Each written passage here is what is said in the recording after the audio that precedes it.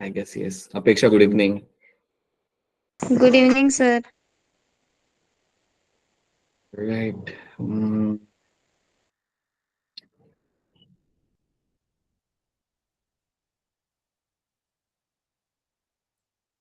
okay, so let's see हमने पिछले class में क्या देखा था और उसको ही हम थोड़ा सा यहाँ पे समझते हैं, देन आगे बढ़ाते हैं हमारी स्टोरी को।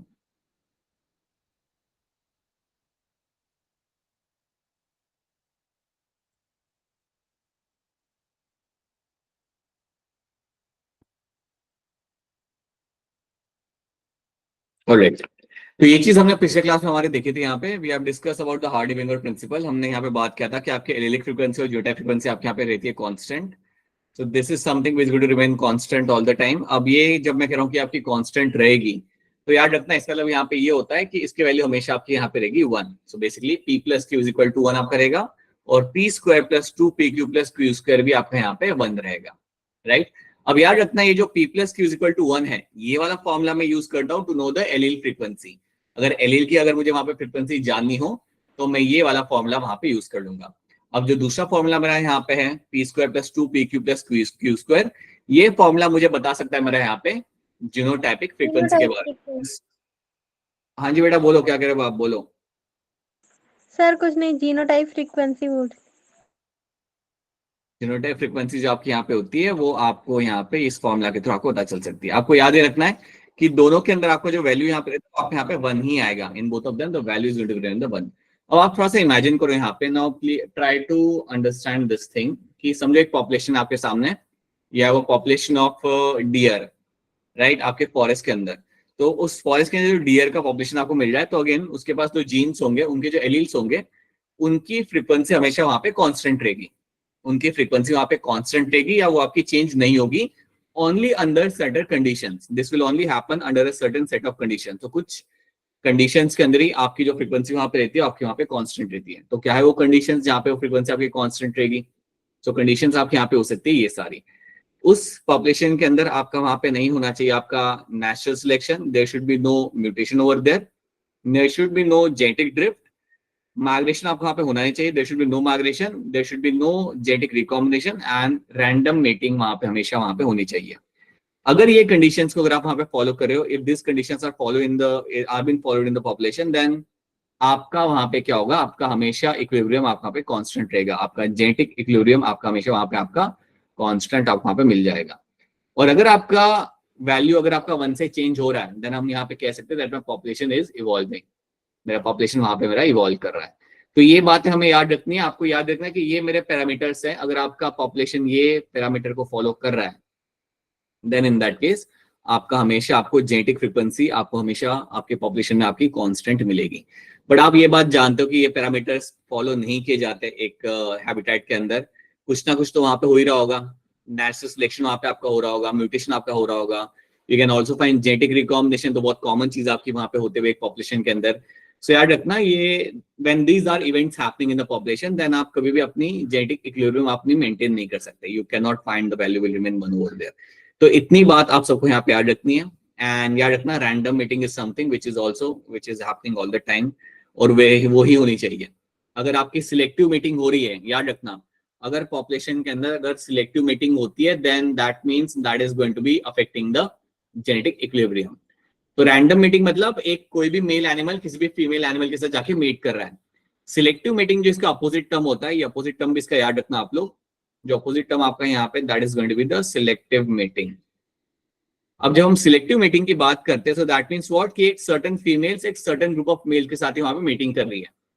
एक सर्टेन फीमेल्स एक सर्टेन ग्रुप ऑफ मेल के साथ ही आपके यहाँ पे मीटिंग कर रही है। फॉर एग्जाम्पल समझो फॉरेस्ट है, और फॉरेस्ट में कुछ फीमेल डियर चूज करती है एक सर्टेन मेल्स जो उनके आसपास वाले एरिया में मिल रहे उनके साथ ही मीट करने का।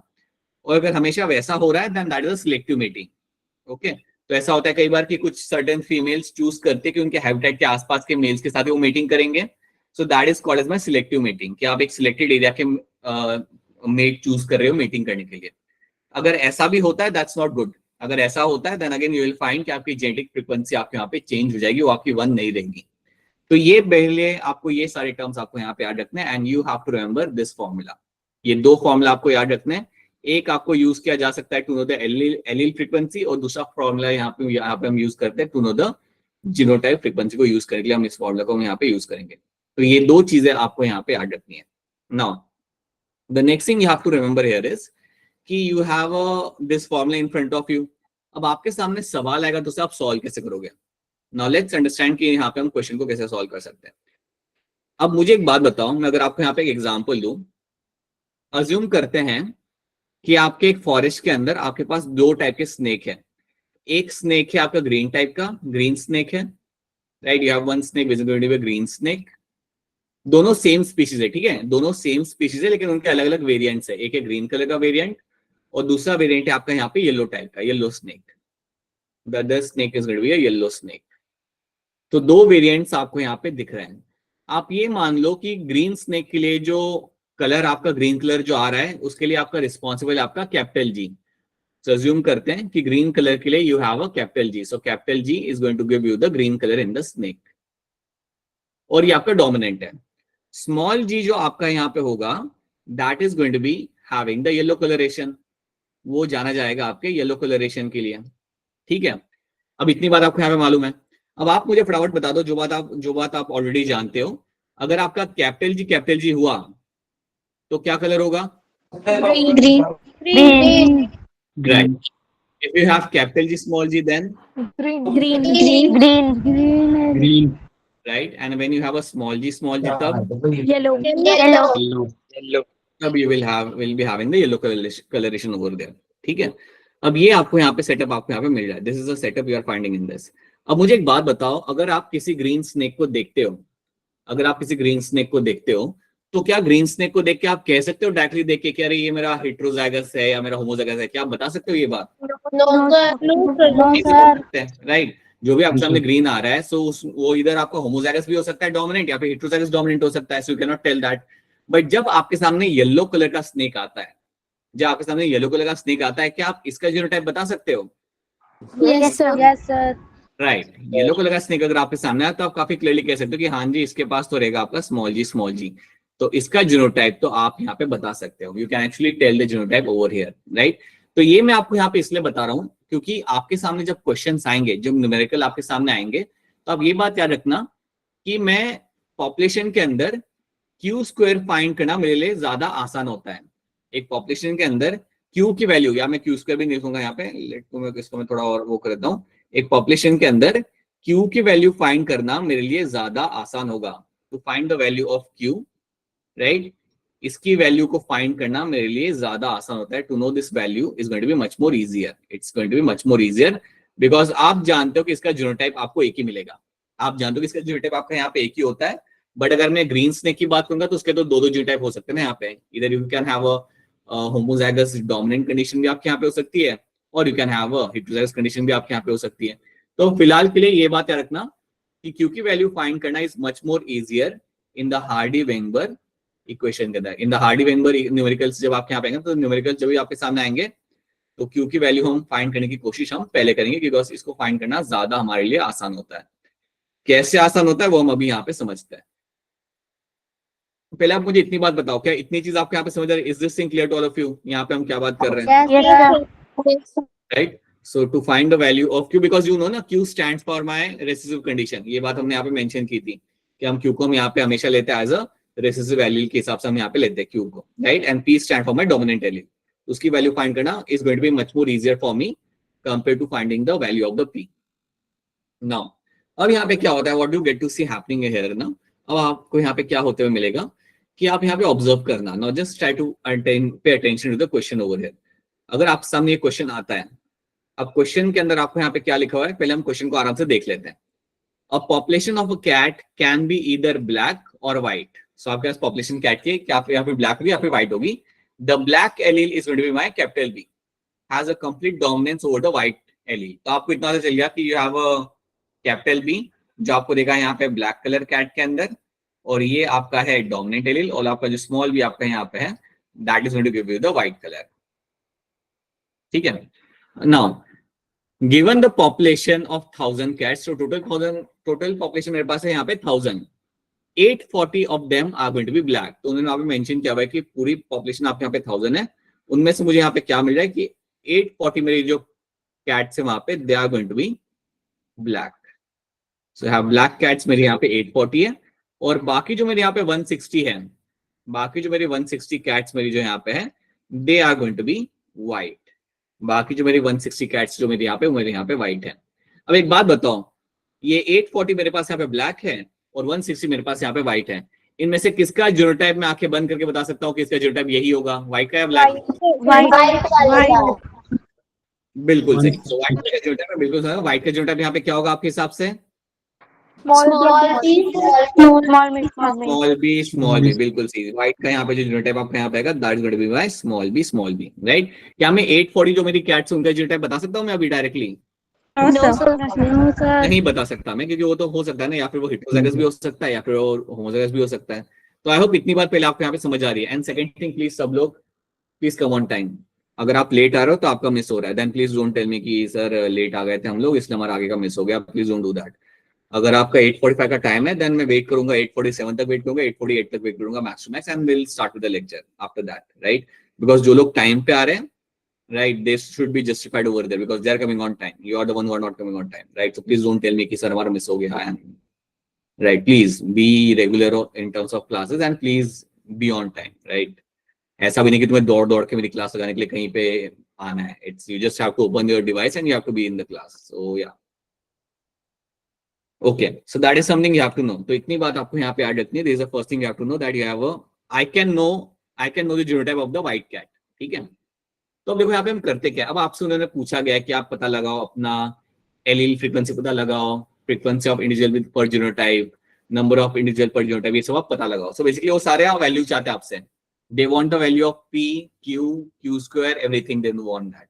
अब देखो यहाँ पे हम करेंगे क्या, आपकी जो व्हाइट कैट है, आपके पास जो यहाँ पे व्हाइट कैट है यहाँ पे, they are going to be 160। ये नंबर आपके लिए बड़ा काम का है। यहाँ पे आपको यहाँ पे क्या करना है ना, आपको अगर पता करनी है अपने वैल्यू क्यू की, if you want to know value of Q, तो आप पता है यहाँ पे क्या करोगे, you simply take the number of white cat upon total number of cat. So total number of cat मेरे पास कितनी है यहाँ पे? 1000. नंबर ऑफ कैट मेरे यहाँ पे, तो जब इसको मैं यहाँ पे डिवाइड करूंगा, so I will get a answer and the answer is going to be my 0.16 मुझे मेरे यहाँ पे आंसर मिल जाएगा। अब 0.16 जो मुझे यहाँ पे मिला है, याद रखना, ये जो 0.16 जो मुझे वैल्यू मिले यहाँ पे मिली है, that is the value of my Q square, that's the value of my Q square. समझ पा रहे हो ना, it is the value of my Q square, because आप जानते हो 160 is my small B, right? And that is why जो 0.16 जो मुझे वैल्यू यहाँ पे मिली है, that is the value of my Q square. अगर मुझे क्यू स्क्वायर मिला है और अगर मुझे उसका क्यू निकालना है, तो मैं क्या करूंगा, अंडर रूट कर दूंगा इसका। Yes, sir. तो अगर इसका मैं अंडर रूट करता हूँ तो मेरा क्यू का वैल्यू अल्टीमेटली क्या आएगा? 0.4। आई होप ये सब समझ आ रहा है मैंने यहाँ पे क्या किया। आप just under root of my 0.16, ठीक है? मैंने जो 0.16 था उसको मैंने यहाँ पे अंडर रूट किया और मुझे क्यू का वैल्यू मुझे यहाँ पे मेरा मिल गया, that is going to be my 0.4। पहले ये बताओ, क्या इतनी बात आप सबको यहाँ पे समझ आ रही है? Is this clear to all of you? Yes, sir. ठीक है, तो आपको क्यू की वैल्यू आपको यहाँ पे मिल चुकी है, so you can see the value of Q. अब जैसे मुझे मेरी क्यू की वैल्यू मिल गई, आप मुझे बता दो कि पी की वैल्यू यहाँ पे क्या हो जाएगी? 0.6. ठीक है, क्योंकि हमने हमेशा क्या बोला है, हमने हमेशा एक चीज बोली है that P plus Q is equal to 1। तो सिंपल सी बात है कि अगर मेरे यहाँ पे क्यू की वैल्यू अगर मेरे यहाँ पे 0.4 आ रही है, so it has to be my 0.6। मेरी पी की वैल्यू यहाँ पे 0.6 होगी, तभी मेरे यहाँ पे 1 हो पाएगा। तो बिल्कुल मेरे जो यहाँ पे पी का वैल्यू यहाँ पे आएगा, the value of P over there is going to be my 0.6। So P का वैल्यू मेरा जो यहाँ पे आएगा, ये मेरा यहाँ पे होगा 0.6। तो मुझे क्यू और पी मुझे यहाँ पे मेरा मिल चुका है। बोलो महेश, क्या हो गया? 0.6 कैसे आया? 0.6 कैसे आया? हमने हमेशा एक फॉर्मूला लगाया बेटा, हमने बोला है कि आपकी जो एलएल की फ्रीक्वेंसी तो हमेशा रहती है कांस्टेंट। उसका फॉर्मूला हमने क्या बोला था? P plus Q is equal to 1। देखो यहाँ पे हमने हमेशा एक ये फॉर्मूला याद रखा है ना, हमारा फॉर्मूला क्या था? The formula is always going to be P plus Q is equal to 1, right? और एक और फॉर्मूला हमारा क्या था? P square plus 2pq plus Q square is equal to 1। ये हमारे पास दो फॉर्मूला आते हैं। अगर मुझे एलील की फ्रीक्वेंसी जाननी हो तो मैं कौन सा फॉर्मूला यूज करता हूँ? P plus Q is equal to 1, right? अगर मुझे जीनोटाइप की फ्रीक्वेंसी जाननी हो तो मैं ये वाला फॉर्मूला यूज करता हूँ। तो आपको ये फॉर्मूला याद रखना है। तो अगर मुझे कोई कह रहा है कि मेरे Q की वैल्यू मेरे यहाँ पे 0.4 है, तो मुझे बाय डिफॉल्ट समझ आ जाता है कि मेरी P की वैल्यू 0.6 ही होगी वहां पे, और कोई हो ही नहीं सकती, बिकॉज हमें वो फॉर्मूला के हिसाब से चलना है। सो P plus Q equal to 1, so if I Q की वैल्यू मुझे यहाँ पे मिल गई, सो P की वैल्यू मुझे यहाँ पे मिल जाती है। महेश समझ आ रहा है मैं क्या हो रहा है यहाँ पे? Yes sir. अरे बताओ, नहीं समझ आ रहा तो बोलो। नहीं आ रहा सर। हाँ, क्या इसमें एक दिक्कत क्या आ रही है, मुझे ये बताओ, यहाँ पे दिक्कत क्या आ रही है, ये बताओ, ये बताओ पॉइंट दिक्कत, सिक्स प्रॉब्लम है कैसे क्या? आया? देखो देखो, सुनो मेरी बात, सुनो सुनो सुनो, यहाँ पे देखो, P plus Q is equal to 1, इतना क्लियर है? Yes sir. ये फॉर्मूला क्लियर है आपको? ठीक है, ये फॉर्मूला यस मैं सर। यूज कर सकता हूँ, ये फॉर्मूला मुझे बताती है, ये formula is true for my allele frequency के लिए। This formula is true for to know my allele frequency. Too late अल्जिया, अगर इतना लेट आओगे तो फिर तो लेक्चर नहीं समझ आएगा बेटा, लेक्चर समझ आएगा नहीं, and that won't be helpful. अल्जिया टाइम पे आया करो बेटा, बी ऑन टाइम। नहीं बेटा, that is something which won't work. अगर ऐसा कभी कुछ होता है, you have to reach out to Pankaj sir, Mohit sir, and you have to quickly join. This is something happens all the time. You have to be on time, Alzia, right? और L second से एल्जिया मैं ये कह सकता हूँ कि अच्छा बेटा, लिंक नहीं खुला था, कोई बात नहीं, कोई बात नहीं, ठीक है, next time, and you will just get used to it कि हाँ ठीक है सर, तो कुछ नहीं बोलते हैं, right? I will be very true to you, if you don't attend class on time, you will miss out initial part, और इनिशियल पार्ट मिस होगा फिर वो समझ नहीं आएगा, right? And that's how it is going to be. So ये आपकी यहाँ पे एलील फ्रीक्वेंसी, आपकी यहाँ पे आपकी फॉर्मूला है, राइट? अब मुझे एक बात बताओ, पहले मुझे ये बताओ यहाँ पे महेश, यहाँ पे मैंने Q कैसे निकाला, क्या ये आपको समझ आया? How the Q was taken out, ये कैसे निकाला, ये पता चला? सर महेश, Q कैसे निकाला? एटलीस्ट यस या नो तो बताओ बेटा यहाँ पे कि Q कैसे मैंने फाइंड किया, वो आपको समझ आया यहाँ पे? सर आ गया। हाँ, Q कैसे मैंने फाइंड किया, मैंने 160 जो मेरे यहाँ पे व्हाइट कैट्स है उनको डिवाइड किया टोटल नंबर ऑफ कैट्स के साथ, तो मुझे मेरा यहाँ पे मिला 0.16, so that was my Q square का वैल्यू। ये था मेरे यहाँ पे Q स्क्वायर का वैल्यू, और Q स्क्वायर का वैल्यू निकल गया। अगर मुझे Q का वैल्यू चाहिए तो मैं इसको करूंगा अंडर रूट। सो जो मुझे यहाँ पे 0.16 जो यहाँ पे मुझे जो मिल रहा था, उसका मैंने यहाँ पे अंडर रूट किया, और जब मैंने उसका अंडर रूट किया तो मुझे मेरा यहाँ पे वैल्यू मिल गया मेरा 0.4, so that's value of my Q। अब अगर बेटा Q का वैल्यू मुझे अगर यहाँ पे 0.4 आ रहा है, आप यहाँ पे देखो, लेट्स ट्राई टू अंडरस्टैंड कि P plus Q equal to 1 होता है, ये हमें वैल्यू हमेशा 1 वाली वैल्यू हमेशा हमें मेंटेन करनी है। तो अगर मैं यहाँ पे कह रहा हूँ P plus Q equal to 1, तो Q की वैल्यू मैं यहाँ पे डाल दूंगा, that is going to be 0.4 is equal to 1। तो इसको मैं यहाँ पे क्या करूंगा, so P is equal to 1 minus 0.4, तो that will become my P is equal to 0.6। Mahesh, पता चला यहाँ पे क्या हुआ? Yes sir. This is something you have to know. तो यहाँ पे इस तरीके से आपको पी एन क्यू की वैल्यू आपको मिल जाएगी। जैसे आपको पी एन क्यू की वैल्यू आपको यहाँ पे मिल गई, यू नो कि आपका आधा काम यहाँ पे हो गया। अब आपको अगर मैं आपसे बोलूं, अगर आपको बोलूं कि चलो आपने अपनी एलील फ्रीक्वेंसी फाइंड कर ली, so you have done with allele frequency, आपको पता है कि पी क्या है, क्यू क्या है, तो आपने जो एलील की जो फ्रीक्वेंसी यहाँ पे होती है वो आपने यहाँ पे फाइंड करी, so you have known the allele frequency. So आपने एलील फ्रीक्वेंसी आपकी यहाँ पे फाइंड कर ली। अब एलील फ्रीक्वेंसी आपने यहाँ पे फाइंड कर रही, now you have to tell me what is my genotype frequency. अगर मैं आपसे कह रहा हूँ कि मुझे बताओ कि इसकी जीनोटाइप की फ्रीक्वेंसी क्या होगी, तो आप कौन सा फॉर्मूला यहाँ पे यूज करोगे? P P square plus square Q plus square 2K plus plus Q square plus 2. Plus 2pq plus q square is equal to 1। तो ये फॉर्मूला आपने यहाँ पे यूज करना है to know the genotype frequency. तो जीनोटाइप फ्रीक्वेंसी जाने के लिए आप ये वाला फॉर्मूला अपना यहाँ पे आप यूज करोगे, ठीक है? अब जब आप ये फॉर्मूला यहाँ पे यूज करोगे, तो आप अपनी यहाँ पे आप वैल्यू लगा तो पी स्क्वायर की जगह यहाँ पे आपकी वैल्यू क्या आएगी? So you will have 0.6 sir. 0.6 whole square, right, plus 2 into 0.6 into 0.4, ठीक है, प्लस ये विल हैव क्यू का आपको यहाँ पे था 0.4 होल स्क्वायर, राइट? अब जब आप ये फॉर्मूला यहाँ पे लगा रहे हो, तो आप बताओ, आप एक एक करके, यहाँ पे पी स्क्वायर का वैल्यू यहाँ पे क्या आएगा अल्टीमेटली? 0.36, बिल्कुल 0.36, प्लस इसका वैल्यू यहाँ पे क्या आएगा? 0.48 0.48, बहुत बढ़िया। एंड आई होप ये सब आप कर पा रहे हो, 2 इंटू लाइक 0.6 0.4, ठीक है? इतना तो यू शुड नो मैथ्स। इसमें आप नहीं बोल सकते सर हमारा तो बीसी नहीं, हम नहीं कर सकते, ये मत बोलना इसमें। 0.4 का होल स्क्वायर आप करोगे यहाँ पे, so what it is going to be 0.6. अगर आप इसका टोटल लगाते हो then you will find the answer is going to be 1। ठीक है, यहाँ पे आपने फाइंड कर लिया। सो ये 0.6 is a frequency for my homozygous dominant, that mean it is a frequency for my capital B, right. This is a frequency for my body. किसकी होगी मेरी फ्रीक्वेंसी यहाँ पे 0.04 वाली? Capital B, small b. Heterozygous, right. And this will be for my small. Small b.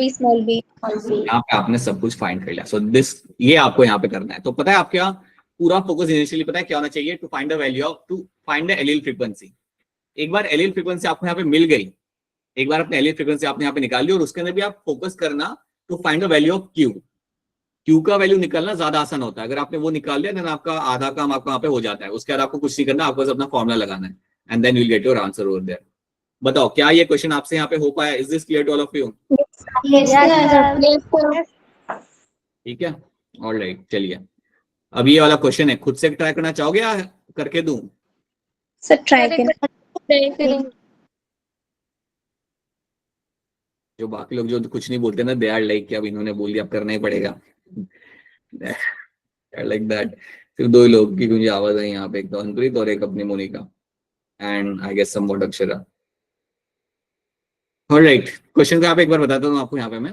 The beak color of the finches has a complete dominance relationship where the black beak are dominant over the yellow beak. तो आपको beak यहाँ पे दो type के आपके यहाँ पे, you have a black beak, right? ये आपके यहाँ पे dominant over the yellow beak. So आपको पता चलेगा कौन सा beak में यहाँ पे dominant है, right? There are 210 individuals with the genotype DD. पहले हम यहाँ पे लिख लेते हैं हमारे अंडरस्टैंडिंग के लिए कि कैपिटल D को हम यहाँ पे दे रहे हैं as a black beak,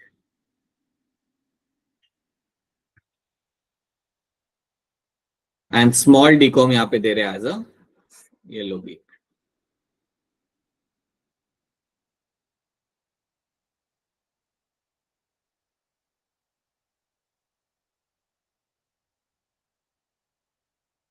so you have a capital D and you have a small D over there. ठीक है, तो ये हमने यहाँ पे देख लिया। उन्होंने क्या मेंशन यहाँ पे क्या हुआ कि 210 individuals are with the genotype capital D. So यहाँ पे आपके पास 210 इंडिविजुअल्स आपके पास ऐसे इनका जीनोटाइप उन्होंने यहाँ पे मेंशन किया हुआ है, that's what be capital D, right. 245 individuals with the genotype capital D small D. आपके पास 245 इंडिविजुअल्स आपके पास कुछ ऐसे भी है जिनका जीनोटाइप आपका यहाँ पे है capital D small D, and then you have 45 individuals with the genotype of my small d small d। अब मेरे पास यहाँ पे 45 लोग ऐसे थे जिनका जीनोटाइप आपका यहाँ पे था स्मॉल डी। काफी इंफॉर्मेशन इन्होंने यहाँ पे शेयर कर दिया। मुझे बताओ इतनी इंफॉर्मेशन उन्होंने यहाँ पे शेयर कर दी, आपका फोकस किसके ऊपर होगा? इन तीनों में से कौन सी इन्फॉर्मेशन पर आपका फोकस होगा? 45। इसके ऊपर आपका यहाँ पे होगा फोकस, राइट। और याद रखना ये टोटल नंबर यहाँ पे आपका कितना बन रहा है? ये तीनों का नंबर, 500. Right, it is going to be 500। ये आपको बनेगा आपके यहाँ पे 500, आपके यहाँ पे वैल्यू आपके यहाँ पे बन जाएगा। ठीक है, अब आप पता है आपको यहाँ पे क्या करना है? Now tell me what is the next step I will be doing over here. ये मेरे पास पता चल गया टोटल वैल्यू यहाँ पे कितनी है। मुझे मेरे होमोजाइगस रिसेसिव है, जाओ 2 मिनट रुक जाओ। होमोजाइगस रिसेसिव मेरे यहाँ पे, उनका वैल्यू मेरे पास यहाँ पे है, मेरे पास वो डेटा है। मुझे बताओ अगर मुझे यहाँ पे एलील फ्रीक्वेंसी फाइंड करनी है तो पहला मेरा स्टेप होगा कि क्यू फाइंड करना, और क्यू फाइंड करने के लिए अगर मुझे क्यू को फाइंड करना है तो मैं यहाँ पे क्या करूंगा? सबसे पहले what the first step I will be doing over here? बोलो तो मंत्री, क्या करूंगा मैं सबसे पहले यहाँ पे? तो जो वो सारी स्पीशीज को मतलब सारे इंडिविजुअल्स को प्लस करके टोटल निकाल लेंगे, फिर उसके बाद जो स्मॉल डी के 45 इंडिविजुअल्स है ना, 45 डिवाइडेड बाय वो टोटल कर देंगे तो वो आ तो जाएगा। मंत्री अब आपको ये भी बताना पड़ेगा कि अगर मैं 45 डिवाइड बाय 500 करूंगा तो मुझे यहाँ पे क्या आंसर मिलेगा? मुझे यहाँ पे मिलेगा 0.09 आएगा वो क्यू स्क्वायर की। राइट, मंत्री बहुत बढ़िया। मुझे यहाँ पे 0.09 मुझे यहाँ पे मिला, और यार इतना जो 0.09 मुझे यहाँ पे मिला, this is a value for my Q square. ये मुझे वैल्यू यहाँ पे मुझे मिले यहाँ पे value of your q square. I hope ये बात सबको समझ आ रही है। I hope it is clear to all of you. This is the value of my Q square which Yes, have sir. Yes, received, sir. 0.09 is the value of my Q square जो यहाँ पे मिल चुका है। अगर मुझे Q square का value मुझे यहाँ पे मिला है मेरा यहाँ पे 0.09, तो मेरा क्यू का वैल्यू यहाँ पे क्या हो जाएगा? 0.03 0.3. 0.03 होगा या 0.3 होगा? क्या कर रहे हो आप लोग? 0.3. इतना तो सही होना चाहिए, ऐसे गड़बड़ करोगे नहीं चलेगा। इसका हम अंडर करेंगे, सो you will have 0.3 will be the value of your Q. Q. 0.3 जो आपको यहाँ पे मिला है, this is the value of your Q. So Q का वैल्यू मुझे यहाँ पे मिल चुका है, सो क्यू का वैल्यू मुझे यहाँ पे मिल चुका है, and that's going to be my 0.3। तो अगर मुझे यहाँ पे क्यू का वैल्यू अगर मुझे यहाँ पे मिल चुका है, मेरा 0.3 है, तो अब बताओ महेश की पी का वैल्यू यहाँ पे क्या होगा? महेश बताएगा। महेश बताओ पी का वैल्यू यहाँ पे क्या आएगा फिर? Yeah. महेश क्लियरली बोलो बेटा, हिंदी में बोलो। चलो, आपने जो बोला वो समझ ही नहीं आया। अगर क्यू का वैल्यू मुझे यहाँ पे 0.3 मिला है, तो पी का वैल्यू यहाँ पे क्या होगा? टोटल हमेशा 1 होता है महेश, टोटल हमेशा p plus Q is equal to 1 होता है, तो पी का वैल्यू यहाँ पे क्या आएगा? नहीं आया 0.7। हाँ, पी का वैल्यू आपका यहाँ पे आएगा 0.7। बहुत बढ़िया। सो पी का वैल्यू आपको जो यहाँ पे आएगा दैट विल बी 0.7। क्या सब लोग इस बात से एग्री करते हैं? Yes, Yes, sir. sir. Yes, sir. ठीक है, तो पी एन क्यू का मुझे वैल्यू मिल गया। तो रानी मुझे क्या मिल गया यहाँ पे? मुझे जीनोटाइप फ्रीक्वेंसी मिल गई या मुझे एलएलई फ्रीक्वेंसी मिल गई? Genotype frequency, sir. डांट खाने के लिए रेडी रहते हो आप लोग क्लास के अंदर। क्या है ये? एलएलई फ्रीक्वेंसी या जीनोटाइप फ्रीक्वेंसी है यहाँ पे आपकी? Allele frequency, sir. Frequency. हाँ, अब चेंज हो गया आंसर सडनली। ध्यान दो बेटा, ध्यान दो। It is going to be allele frequency. फिर बाद में बोलते हो कि अरे ये होता है, डांट पड़ती है। Alright, so that is something we will find happening over here. तो ये चीज आपकी यहाँ पे हो गई। So you have the allele frequency आपके यहाँ पे मिल चुकी है मुझे यहाँ पे। अब एक बार मुझे एलएलई फ्रीक्वेंसी मुझे यहाँ पे मिल गई, तो बाकी चीज मेरे लिए फाइंड करना तो काफी आसान है। अगर मैं आपसे कह रहा हूँ कि अब मुझे बताओ क्या होगी आपकी जीनोटाइप वाली फ्रीक्वेंसी, तो क्या फॉर्मूला होगा यहाँ पे मेरा? P square equals to 1. Right, p square plus 2pq plus Q square is equal to 1। तो ये मेरे यहाँ पे फॉर्म लगेगा। अब मुझे बताओ पी स्क्वायर के अंदर यहाँ पे आएगा 0.7 होल स्क्वायर। ठीक है, इसका स्क्वायर हम यहाँ पे करेंगे, plus 2 into 0.7 into 0.3, right, plus 0.3 whole square. ठीक है, और जब मैं इसका यहाँ पे टोटल निकालूंगा तो मुझे यहाँ पे मिलेगा मेरे यहाँ पे पॉइंट क्या आएगा इसका आंसर? बताओ जल्दी। 9.49. 9 plus 0.42. 0.42. Very good, 0.42 plus 09. 9. and when you do this kind of calculation you will get always the answer is going to be 1 over there। ठीक है, तो यही आपको करना है यहाँ पे। और आई थिंक अगर आप इतनी बात समझ पा रहे हो, देन आपको कितना भी घुमा के कोई क्वेश्चन पूछ ले आप यहाँ पे हैंडल कर लोगे। कर लोगे या नहीं कर पाओगे हैंडल? पैनिक नहीं करना है क्वेश्चन को देख के। ठीक है, so this is something you will find happening, right. These are the questions they can ask you. तो आपको आइडिया रखना है कि पहले मैं पता लगाऊंगा मेरा क्यू की वैल्यू। तो क्यू की वैल्यू के लिए मुझे बस वो चाहिए कि मेरा what is the value of my homozygous recessive, उसका वैल्यू अगर दे दिया ना लोगों ने, आप क्यू की वैल्यू वहां पे आप निकाल लोगे। ठीक है, एक बार वो निकल गई फिर बाकी सब आपसे संभल जाएगा। Now I will give you the example कि नीट में लोग कैसे क्वेश्चन सवाल पूछते हैं, बट उसके पहले एक और टर्म मैं आपको यहाँ पे समझा देता हूँ, राइट। और आई डू वन थिंग, एक बार एक दो नीट के क्वेश्चन दिखाता हूँ, देन फिर आपको ये टर्म समझाता हूँ। इसका आंसर आप निकाल जाता हूँ। अब आप क्वेश्चन को पहले आराम से पढ़ो एंड देन हैंड रेज करना, अनम्यूट करके आंसर मुझे बताना। हैंड रेज करो and then tell me the answer. Read the question thoroughly and then tell me the answer. समझो कि पूछा क्या उन लोगों ने।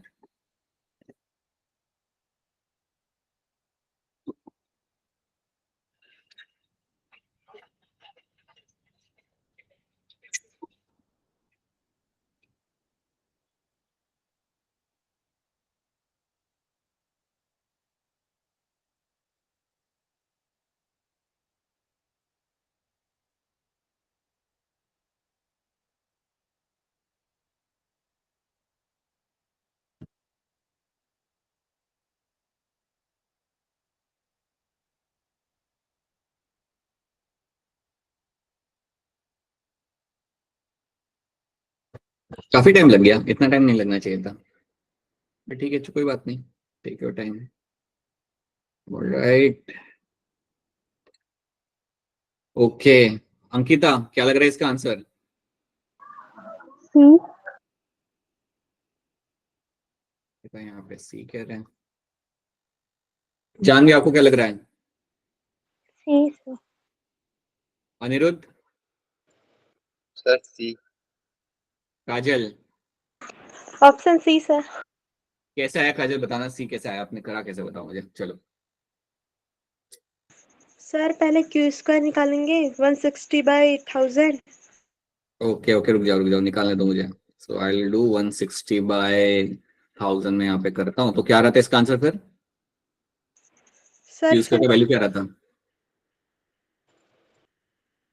सर इसकी वैल्यू 0। बोलो काजल, बोलो क्या आएगा वैल्यू 0.16। यूज करके? It is going to be your 0.60 Kajal. 0.16।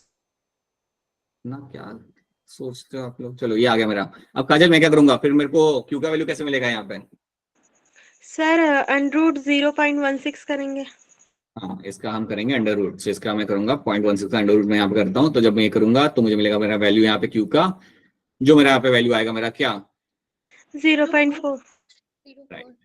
अगर मुझे क्यू का वैल्यू मुझे यहाँ पे मिल गया तो पी का वैल्यू मुझे वहां पे डायरेक्टली मिल जाता है। दैट इज, मुझे कुछ करने की जरूरत नहीं है, वो मेरा बाय डिफॉल्ट यहाँ पे मेरा वैल्यू आएगा 0.6। पूछा क्या हम लोगों ने? They have asked you the frequency of allele A. Frequency of allele A आप यहाँ पे क्या होगा, तो उन्होंने पूछा आपसे कि frequency of allele A in the population is going to be what. तो आपको याद रखना है the answer is in front of you. P मतलब your dominant allele, so that will be your 0.6। I hope सबसे ये क्वेश्चन हो पा रहा है, बल्कि काफी आसान क्वेश्चन है, ज्यादा कुछ इसमें पूछा नहीं लोगों ने। So if you know the idea what has to be done, आप आराम से कर सकते हो। आई होप ये सबको समझ आ रहा है। How it's clear to all of you? Yes, sir. तो एक Yes, मतलब इतना तकलीफ होता है आप लोगों को यस बोलने में भी। People sir. बोलो 93 का क्या होगा? देखो ध्यान से, अगेन क्वेश्चन में कुछ बहुत कैलकुलस का कोई डिफिकल्ट क्वेश्चन है नहीं, बड़ा आसान सा सवाल है। देख लो एक बार और बताओ इसका आंसर क्या होगा।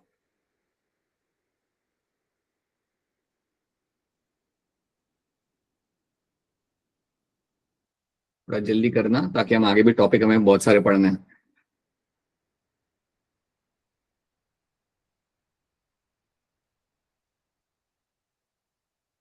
क्या लग रहा है? अच्छा अक्षरा ने नहीं किया, ओके।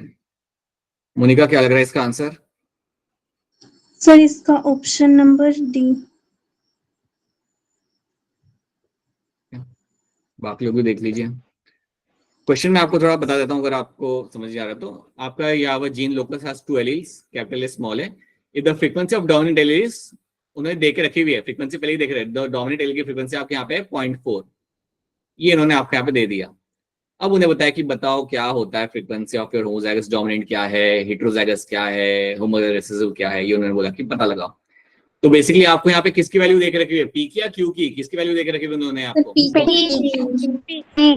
तो पी की वैल्यू उन्होंने यहाँ पे देके रखी हुई है, that's going to be your 0.4। अगर पी की वैल्यू 0.4 देके रखी हुई है, देन क्यू की वैल्यू यहाँ पे क्या आएगी रानी? 0.6। 6 मेरे यहाँ पे वैल्यू यहाँ पे आ जाएगी। ठीक है, मेरे यहाँ पे वैल्यू आ चुकी है। अब आपसे उन्होंने बोला कि बताओ क्या होता है, पी स्क्वायर क्या होगा, 2pq क्या होगा और क्यू स्क्वायर आपके यहाँ पे क्या होगा। तो आप ये तो बिना ज्यादा टाइम लगाए हुए आप ये कर सकते हो। तो बताइए काजल क्या होगा इसका answer? Option D sir. Akshara क्या लग रहा है? डी। बैटमैन वाला बी है, डेली वाला डी? सुनाई नहीं दिया, वापस बोलो। दिल्ली वाला D. Yes sir. Yes you हो विल गया। फाइंड। हाँ ठीक है, आई होप सबका ये हो पा रहा है। तनप्रीत आपका क्या आ रहा है आंसर? सर दिल्ली वाला D. Right. So yes, P square आप करोगे यहाँ पे तो ऑब्वियसली आपका 0.4 का आपका आएगा 0.16 यहाँ पे, right. So that's going to be p square. ठीक है, आप ये भी जाते 0.84 क्योंकि अभी हमने यहाँ पे भी किया था, right. So that's going to be 0.84 आपके यहाँ पे आ जाएगा एंड 0.6 का तो आपका आएगा होल स्क्वायर आप करते हो तो 0.6 आएगा। तो यस, सो आई होप आपको यहाँ पे आइडिया लग रहा है कि किस टाइप के क्वेश्चन आते हैं। कुछ होता नहीं क्वेश्चन के अंदर ज्यादा, it's not even a very complex question, you just have to think a bit and you can get your answer, right. So I hope Hardy Weinberg principle के न्यूमेरिकल्स आप संभाल लोगे, I am assuming. Yes sir. Yes sir. Alright, चलिए अब एक काम करते हैं। Now let me make you understand a term like my genetic drift. ये टर्म हमने देखा था दैट दिस टर्म अगर कभी होता है पॉपुलेशन में तो उससे भी आपका एलिलिक फ्रीक्वेंसी आपका चेंज होगा। So let's understand what is my genetic drift. इसको मैं एक एग्जांपल लेके समझाऊंगा ताकि आपको ये थोड़ा आराम से समझ आएगा। सो व्हाट हैपेंस ना, इमेजिन करो कि एक पॉपुलेशन है बीटल्स का। बीटल्स मालूम है क्या होता है? Yes, sir. Yes, sir. Insect होता है, इंसेक्ट, हाँ इंसेक्ट होता है स्मॉल, जैसे वो नहीं होता आपका लेडी बर्ड नहीं होता, लेडी बर्ड वैसे ही इंसेक्ट्स होते हैं बीटल्स। नाउ समझो एक पॉपुलेशन है बीटल्स का जो आपको मिल रहा है फॉरेस्ट के अंदर, और फॉरेस्ट में बीटल्स का पॉपुलेशन वहां पे घूम रहा है। सो ये मेरे बीटल्स है, दो वेरिएंट्स है इसके। एक है मेरा यहाँ पे ग्रीन वाला वेरिएंट जो काफी ज्यादा है और वो वहां पे काफी अच्छे से वहां पे ग्रो कर रहा है। सो यहाँ पे ग्रीन वेरिएंट जो आपको वहां पे काफी अच्छे से आपका ग्रो कर रहा है और वहां पे काफी हैप्पीली आपको वहां पे रह रहा है। ठीक है, अच्छा अल्जिया समझ आ रहा है, हमने ये सब किया था यहाँ पे, बीच में से आप आए थे कि आपको ये वाली चीजें समझ आ रही है अल्जिया? Yes, sir. ठीक है, एक बार एंड में रुक जाना, अगर कोई चीज समझ नहीं आ तो थोड़ी देर के लिए रुक जाना। ठीक है, मतलब 10 मिनट के लिए रुक जाना, तो एक बार मैं आपको एक बार तभी बता दूंगा अगर कोई चीज अटक रही होगी तो। So you have this green beetles over there. अब इनके साथ आपका एक और वेरिएंट आपको मिल रहा है यहाँ पे आपका ब्लू वालों का, ब्लू वालों का भी नंबर आपको यहाँ पे मिल जाए, बट ब्लू वालों का नंबर यहाँ पे थोड़ा कम है। So you have two beetles over there, you have a green one, you have a blue one. अब आपका ग्रीन वन जो है वो आपका फॉरेस्ट में है, फॉरेस्ट की ग्रास में ग्रो कर रहा है, ब्लू वाले भी आपके यहाँ पे है। तो पहले तो आप मुझे ये बताओ, एक और चीज मैं पहले ऐड करना चाहूंगा इसके अंदर, ये आपके बीटल्स आपके, you have the green one over here, so these are the green one, you can see them, and you have the blue one. अब ब्लू वाले जो है ना वो इतने स्ट्रांग नहीं है, मतलब ब्लू वाले जो है वो फटाफट खाना भी नहीं ढूंढ पाते हैं, धीरे धीरे खाना ढूंढ रहे होते हैं, राइट। ग्रीन वाले फटाफट खाना ढूंढ लेते हैं तो उनको खाना भी जल्दी मिल जाता है, राइट। मतलब आप सोच रहे हो ना कि ब्लू वाला इतना स्लोली खाना ढूंढ रहा है कि ग्रीन वाला फटाफट खाना ढूंढ के खा जाता है। सो ग्रीन वाले यहाँ पे थोड़े ज्यादा स्ट्रांग है। और आप सोचो कि अगर ये फॉरेस्ट के अंदर रह रहे हैं, पूरी हरी घास में अगर ये रह रहे हैं, तो ग्रीन वाले ज्यादा इजीली कैमोफ्लेज हो जाएंगे, ब्लू वाले को हो जाएगा। आई होप आप कहानी समझ पा रहे हो, ब्लू वाले को कोई भी आएगा। Yes, sir. Yes sir. तो अगर मैं आपसे पूछता हूँ कि इनमें से वीकर वेरिएंट कौन है, अभी कौन सा वेरिएंट है जो ज्यादा सही नहीं है? ब्लू वाला। ब्लू वाला is not actually in the right sense, ये वो नहीं है, it is not a variant which should grow in the population, right. इसका नंबर बढ़ा है, इसका कोई बस कोई एडवांटेज यहाँ पे है नहीं, राइट। वैसे भी स्लो फीडर है, ग्रीन वाला उससे आउट कम्पीट कर रहा है, ग्रीन वाला आके फटाफट खा रहा है, ऊपर से it has a colour which can be seen by the birds, right. अब इस कंडीशन में आप जान दो कि ग्रीन वाला ज्यादा डोमिनेंट है और नेचर के हिसाब से वही है जो है जो सिलेक्ट होना चाहिए, ठीक है। अब तुम ये सोचो कि यहाँ पे आया हाथी, राइट। यहाँ पे एकदम से हाथी कहाँ पे आ गया, लेकिन हाँ समझो यहाँ पे एक हाथी आया, एलिफेंट आया और एलिफेंट ने यहाँ पे पैर रख दिया, एलिफेंट वहां से जा रहा था, उसने यहाँ पे पैर रख दिया, सो एलिफेंट वहां से आया, right. So there was elephant over there. I hope आपको मालूम कि उत्तराखंड में एलिफेंट देखने के लिए मिलते हैं, I hope you know this, Uttarakhand में राइट। एलिफेंट आया और एलिफेंट ने स्टैम्प कर दिया, elephant did the stamping over there, उसने स्टैंपिंग कर दिया, स्टैंपिंग मतलब स्टैम्प मतलब पैर रख दिया उसने, स्टैम्प्स ऑन द बीटल्स। अब जैसे उसने पैर रखा ना, सो बाय चांस यहाँ पे क्या हुआ, because of the chance effect और because of the, I will write over it, because of the chance effect, by chance उसने ऐसे के पे पैर रखा जहां पे सारे ग्रीन वाले बैठे हुए थे, उसने ऐसे के पे पैर रखा जहां पे सारे के सारे ग्रीन वाले बीटल्स यहाँ पे बैठे थे, तो उसका पैर गिरा ही इस तरीके से कि आपके ऐसा कुछ उसका यहाँ पे आके पैर गिर गया एलिफेंट का, राइट। दैट्स माय एलिफेंट का स्टैंपिंग यहाँ पे हो गया। तो अब आप यहाँ पे बताए क्या देखोगे, majority of the green beetles वहां से निकल जाएंगे, उनकी डेथ हो गई, सिंपल सी बात है, हाथी ने पैर रख दिया तो बीटल्स की यहाँ पे डेथ हो जाएगी। अब मुझे बताओ कि अगर वहां पे ग्रीन बीटल्स वहां से निकल गए तो यहाँ पे खुश कौन होगा? Blue beetle. ब्लू वाले खुश होंगे, क्यों होंगे खुश ब्लू वाले? वो खाना खा सकते हैं अभी। खाना खा पाएंगे ना, पहले उनको मिल नहीं रहा था। पाएंगे, बिल्कुल सी बात है, वो खाना वहां पे आराम से खा पाएंगे, they can eat their food over there. अब आप मुझे एक बात बताओ, अगर वहां पे वो खाना खा पाएंगे, ग्रीन वाले मेरे यहाँ पे निकल गए, so now what will happen with the course of time, मेरा ब्लू वालों का नंबर यहाँ पे बढ़ने लगेगा। समझ पा रहे हो ना आप मेरी बात, ब्लू वालों का नंबर यहाँ पे बढ़ने लगेगा। अब आप ये भी सोचो, अब मुझे एक बात सोच के बताओ, नेचर के हिसाब से क्या ब्लू वालों का नंबर बढ़ना चाहिए था? No sir. नहीं बढ़ना चाहिए था, लेकिन ऐसा हुआ। सडनली आपके यहाँ पे इलेक्ट्रिक फ्रीक्वेंसी आपके यहाँ पे चेंज हुई, right, and that all happen because of the chance effect, all because of the chance. एक सडन एक इवेंट आपका हो गया, एक रैंडम इवेंट आपका यहाँ पे हो गया, it is not natural selection, याद रखना।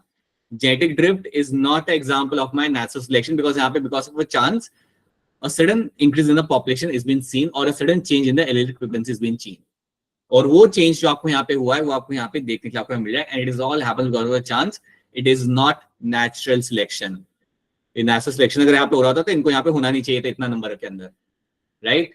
तो इसको हम बोलते हैं यहाँ पे एज ए जेनेटिक ड्रिफ्ट। और आपको दो चीज यहाँ पे रखनी है, it happens because of the chance effect, ये इस तरीके से रैंडमली एकदम से हो सकता है। सेकंड थिंग आपको यहाँ पे याद रखनी है that it happens in the small population, ये हमेशा आपका होगा स्मॉल पॉपुलेशन के अंदर।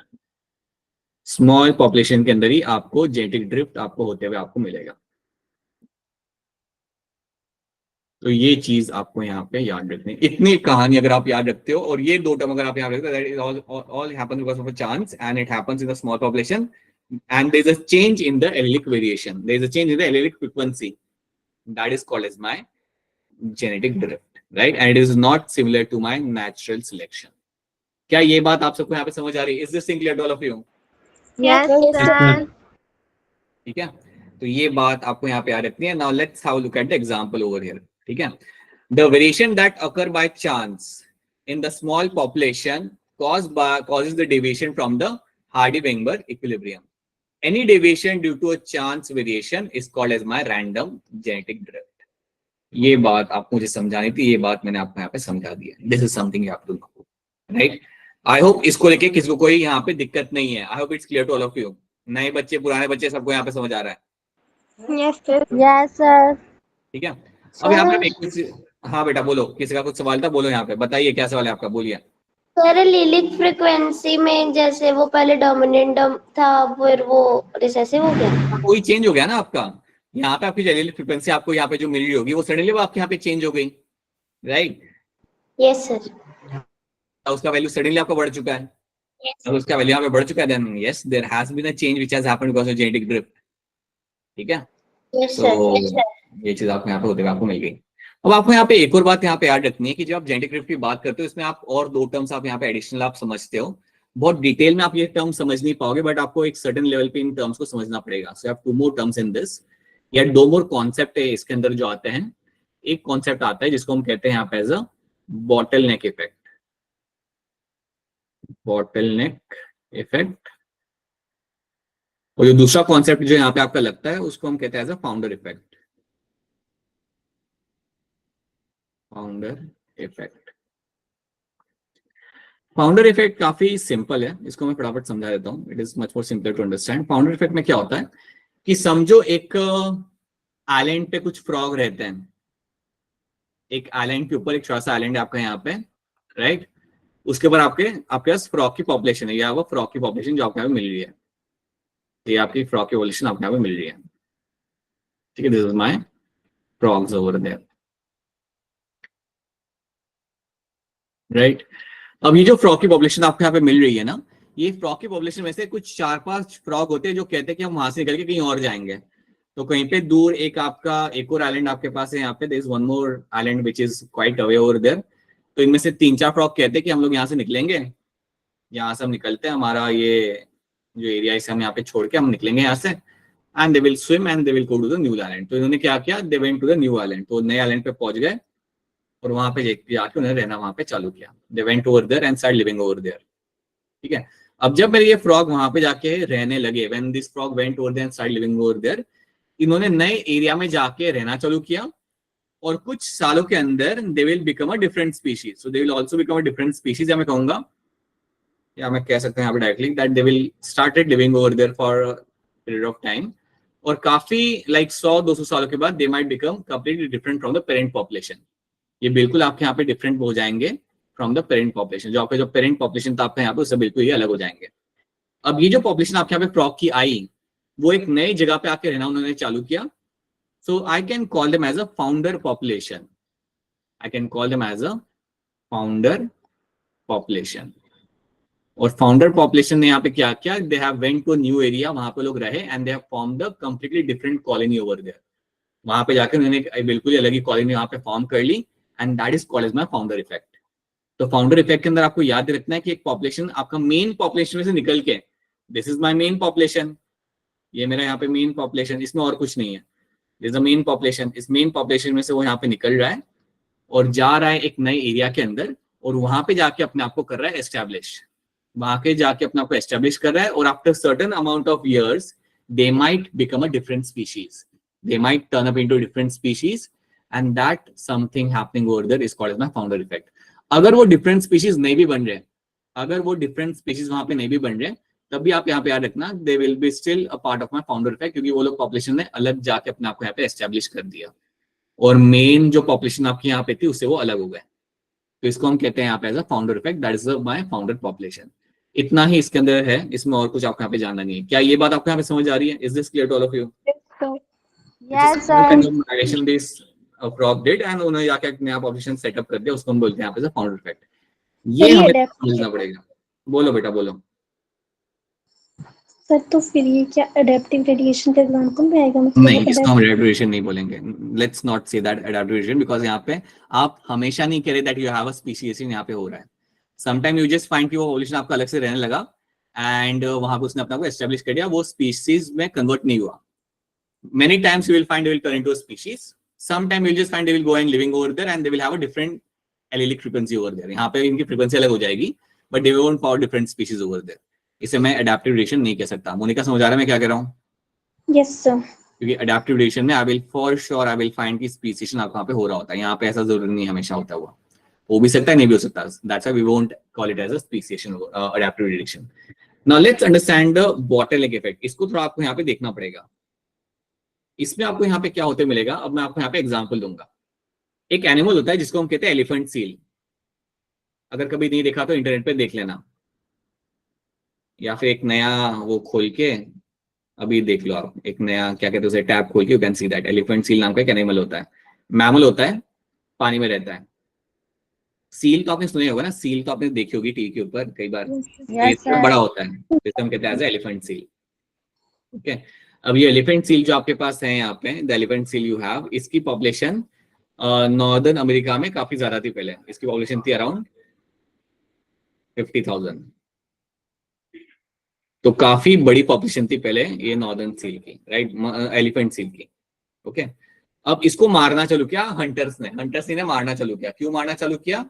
ताकि उनका उनका नंबर, मतलब उनके स्किन को वो लेदर की तरह यूज करते, they were actually hunting them for the leather purposes के लिए। तो इनको उन्होंने मारना चालू किया। तो जो 50,000 जो आपका पॉपुलेशन था आपका यहाँ पे, वो आपका हो गया बहुत कम। ये 50,000 में से पॉपुलेशन आपका यहाँ पे आ गया अराउंड 1100 जितना, बहुत कम हो गया। सडनली पॉपुलेशन आपका यहाँ पे काफी कम हो गया। आप देख पा रहे हो the number has gone down, right. अब जब उनका पॉपुलेशन इतना कम हो गया तब उन्हें रियलाइज हुआ कि यार ये तो बहुत कम हो गया, इसको हमें कंजर्व करना चाहिए। ये लेदर के चक्कर में तो इनका पॉपुलेशन एक्सटिंक्ट होने को आ गया, so now they have to conserve them. तो उन्होंने डिसाइड किया कि चलो अब इसे हम करेंगे यहाँ पे conserve, now we will try to conserve them, और उनका पॉपुलेशन हम वापस बढ़ाएंगे। तो आप देखो यहाँ पे हुआ क्या, पहले पॉपुलेशन था आपके यहाँ पे 50,000 और एकदम आपके यहाँ पे काफी कम हो गया, और फिर उन्होंने डिसाइड किया कि अब हम इस पॉपुलेशन को वापस से बढ़ाएंगे और इसको हम इंक्रीज करेंगे। अब आप सोचो यहाँ पे हुआ क्या, ये जो 1100 इंडिविजुअल हैं ये अब अंदर के अंदर मीटिंग करेंगे and that will lead to increase in the population. तो आपका पॉपुलेशन वापस से आपके यहाँ पे इंक्रीज होने लगा एंड नाउ इट बिकेम 10,000। तो श्योरली पॉपुलेशन तो आपके यहाँ पे इंक्रीज हो गया, लेकिन अब आप यहाँ पे लॉजिक समझो, आपका इनिशियल पॉपुलेशन था आपका यहाँ पे 50,000।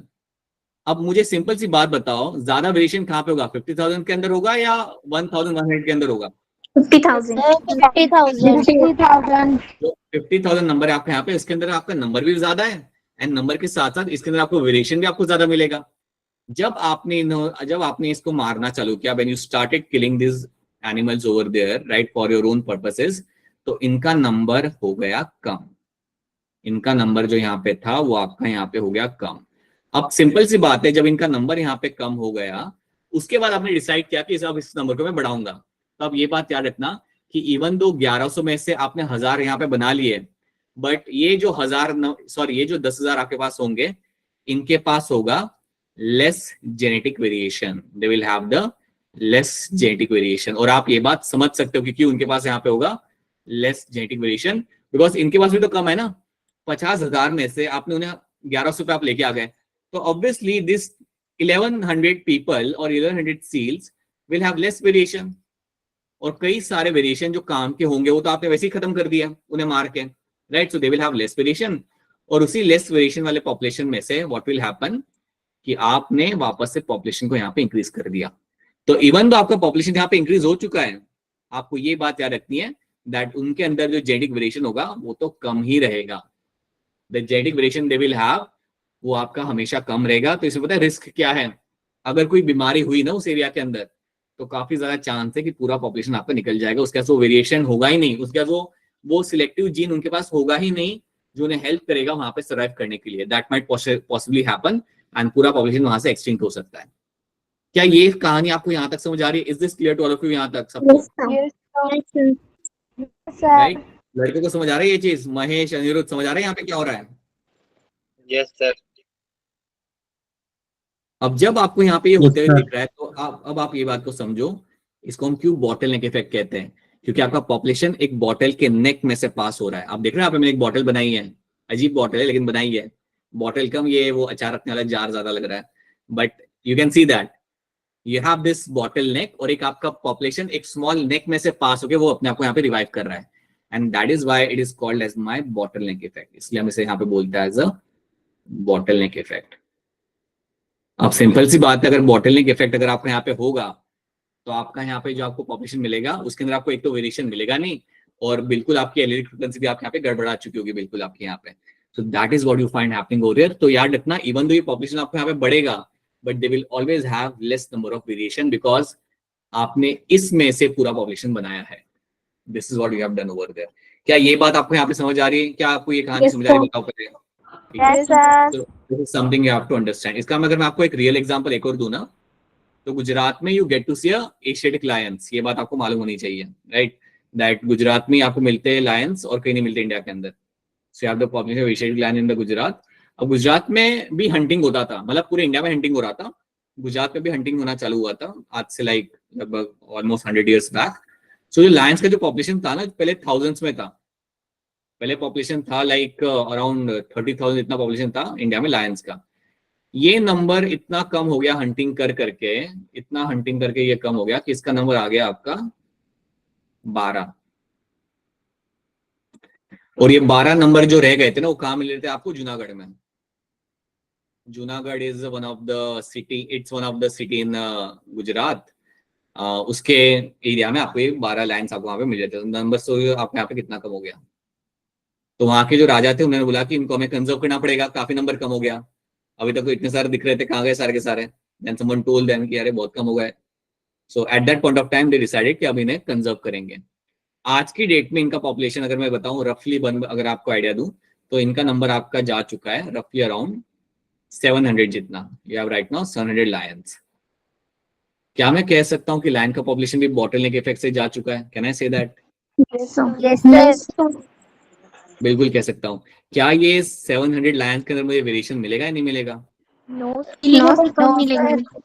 sir. You will have less genetic variation. You will have less genetic variation in them. अब क्यों इसके अंदर वेरिएशन आपके यहाँ पे लेस होगा? रानी बताओगे इसके अंदर वेरिएशन यहाँ पे क्यों इतना कम होगा?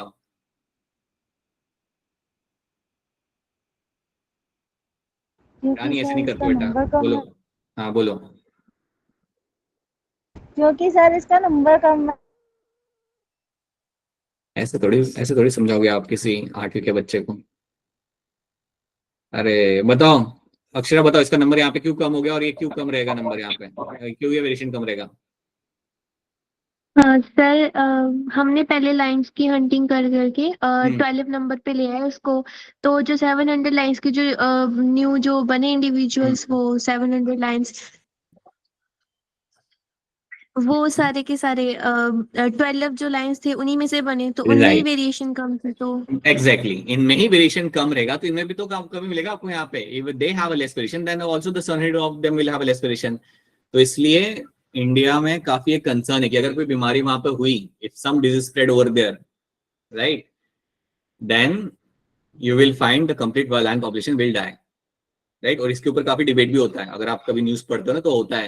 ये लोग बीच में प्लान कर रहे थे कि लायंस को ट्रांसलोकेट करेंगे दूसरे एरिया में, लायन को ट्रांसलोकेट करेंगे एक नए नेशनल पार्क के अंदर। गवर्नमेंट ऑफ इंडिया ने एक स्कीम भी बनाया था that you have to bring those population in some other area. वो लोग इसलिए दूसरे एरिया में लाना चाहते हैं ताकि अगर वहां पे किसी को कुछ हुआ तो कुछ तो पॉपुलेशन है होगा जो जिंदा रहेगा। So that's why they are trying to relocate the lions to different state, but it is not happening right now. Yeah, that is something which is not been happening right now.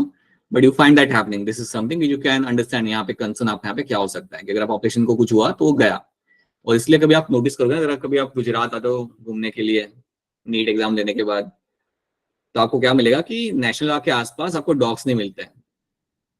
तो dogs को national park के आसपास बिल्कुल आपको दे will B absent, near by the national park.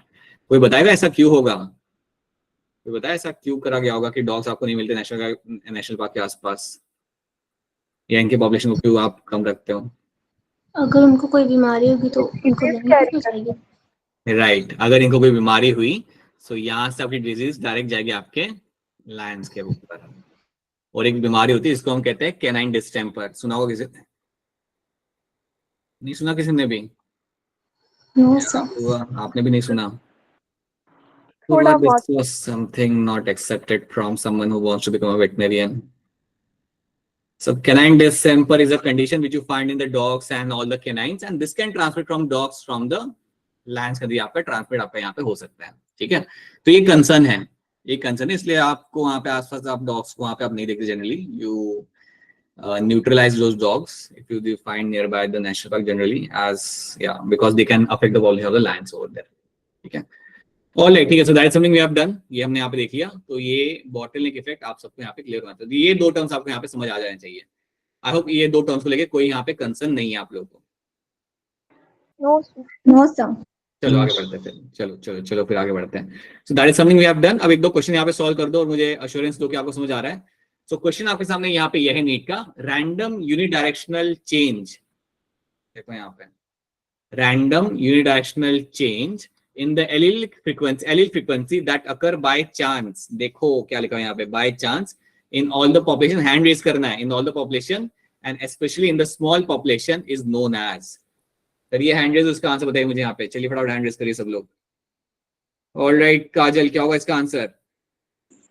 Option C. ठीक कर रहे हो जानवी, क्या लग रहा है आपको यहाँ पे? Option C sir. Right, option C because का करेक्ट आंसर। बिल्कुल, अगर बाय चांस लिखा हुआ है ना वहां पे कि change of frequency because of a chance and in the small population, then समझ जाना वो लोग आपका जेनेटिक ड्रिफ्ट के बारे में वहां पे बात कर रहे हैं। राइट, इसका आंसर बता दो। सिंपल सा क्वेश्चन है, ध्यान से देखो एंड कर दो। इसे करोगे खुद से या मल्टीप्लाई करके दूं मैं आपको? करेंगे। हो गया। हेटेरोजाइगस की पूछी उन्होंने, हेटेरोजाइगस पूछा उन्होंने, आपको यहाँ पे कैपिटल ए देख रखा हुआ, उन्होंने आपको यहाँ पे कैपिटल ए का देख रखा है आपका 0.6 एंड स्मॉल ए का देख रखा हुआ इन्होंने आपको यहाँ पे 0.4। तो बेसिकली आपको पी एन क्यू यहाँ पे देख रखा हुआ उन लोगों ने। अब आपसे पूछा गया यहाँ पे कि what will be the frequency of heterozygous. आसान सा सवाल है। अरे बताओ निरुद्ध, क्या होगा इसका answer? Sir option C.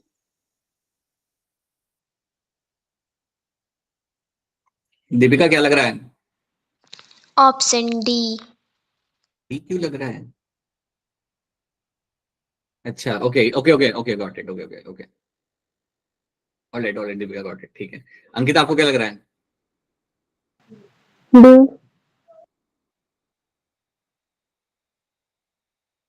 And Monika आपको क्या लग रहा है? Option D, Delhi. दिल्ली, ठीक है। देखो आपको इसमें याद ही रखना है कि आपको अगर पूछा जाए ना कि हेटेरोजाइगस अगर आपको यहाँ पे फाइंड करना है, सो उसका फॉर्मूला क्या था बेटा हेटेरोजाइगस का? 2 into P into Q. Right, यही तो था आपका। अरे बैटरी गॉन। राइट, ठीक है। So it was my 2pq। अब 2pq जब मैं यहाँ पे फाइंड करने जाऊंगा तो आपको याद रखना है यहाँ पे, so it will be my 2 into 0.6 into 0.4। बिल्कुल, ये मैं फॉर्मूला यहाँ पे लगाऊंगा and that is why my answer over is going to be my D. हाँ डी, वही तो कह रहा हूँ मैं। Yes sir. That is going to be your बस। ऑलराइट, सो ये आप इसका आंसर बताओ यहाँ पे देख के। खुद से पढ़ेंगे और आप यहाँ पे हैंड रेज करेंगे। क्वेश्चन को समझो, क्वेश्चन यहाँ पे क्या कह रहा है आपसे, and you can understand everything. Question में लिखे हुए सेंटेंस को अगर आप देखते हो ध्यान से, देन आपको आपका यहाँ पे आंसर मिल जाता है। चलिए फटाफट हैंड रेज करिए सब लोग।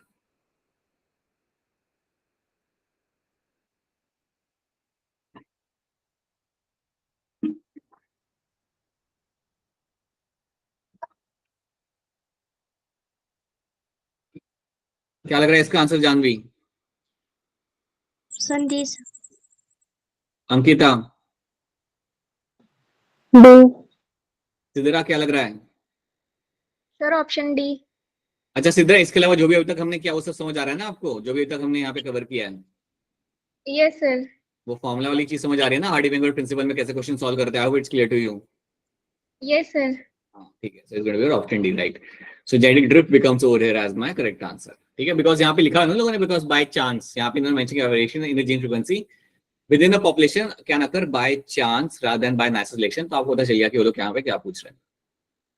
हाँ 96 का यहाँ पे क्या आंसर होगा? Again take your time, take your fraction of minute and tell me what can be the correct answer in this. क्या होगा तमनप्रीत इसका answer? Sir option A. Ankita क्या लग रहा है? ए। Alright, so genetic drift always operates in a small isolated population. याद रखना, it will always operate in a small isolated population. बहुत क्वेश्चन आते हैं इसके ऊपर बेस, तो इसलिए आपको ये मालूम होना चाहिए. The factor that lead to founder effect in the population is, कौन सा फैक्टर यहाँ पे हो सकता है जो फाउंडर को लेके जाता है? तो हमने बोला था जेनेटिक ड्रिफ्ट के अंदर आपने दो टर्म देखे थे यहाँ पे, one was founder, one was my bottleneck effect. तो अगर ऐसा क्वेश्चन अगर आपके सामने आ रहा है, देन आपको मालूम होना चाहिए that is going to be your option D. Genetic D. Right, बिल्कुल सही. ठीक है, अब हम समझते हैं यहाँ पे नेचुरल सिलेक्शन को एक अलग तरीके से. राइट, तो यहाँ तक आपने देख लिया चीजें. We have done the Hardy Weinberg principle, हमने देखा यहाँ पे, हमने वो पैरामीटर्स देखे जिसके अंदर आपका इक्विलिब्रियम आपका फॉलो होगा, कांस्टेंट रहेगा. And we have also seen what is my bottleneck effect क्या होता है, फाउंडर इफेक्ट क्या होता है, वो हमने यहाँ पे देख लिया. We have seen the genetic drift. Now let's understand natural selection एक अलग तरीके से. इसका मैं एग्जांपल दूंगा, आप एग्जांपल को यहाँ पे समझना. अब मेरी बात को ध्यान से सुनो आप लोग, और बस सुनो. समझो एक हैबिटेट है, समझो एक आपका यहाँ पे हैबिटेट है, और उस हैबिटेट के अंदर आपको मिल रहा है माउस का population. You have a mouse population, mouse population. अब हैबिटेट कैसा है?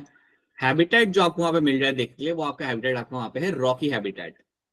रॉकी हैबिटेट समझते हो, पत्थर वाला हैबिटेट, पूरे पत्थर पत्थर है यस वहां पे, सर, यस सर, प्लांट नहीं है, रॉकी हैबिटेट. ठीक है, वहां पे वो है रॉकी हैबिटेट.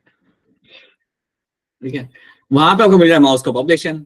अब माउस की एक आपको स्पीशीज वहां पे आपको मिलती है, और उस स्पीशीज के आपके कई सारे वेरिएंट्स है. तो माउस के आपको जो वहां पे पॉपुलेशन आपको मिल रही है, उसके कई सारे वेरिएंट है. वेरिएंट आपको वहां पे कैसे मिल रहे हैं कि कुछ मेरे माउस है जिनका कलर है वहां पे व्हाइट, कुछ मेरे माउस है जिनका कलर है वहां पे क्रीम कलर. क्रीम कलर मालूम है ना कैसा होता है? व्हाइट नहीं होता, लेकिन थोड़ा सा ऐसे लाइक, अच्छा, right. Then you have one mouse का वॉल्यूशन वहां पे है जो है आपका, लेट्स से एक है आपका वॉल्यूशन जो है आप वहां पे ब्लैक, एक है आप वहां पे ब्लैक. नहीं आप मत बताओ, ये मैं ही बताऊंगा. इसमें क्वेश्चन कुछ नहीं है. And then you have one is going to be your brown.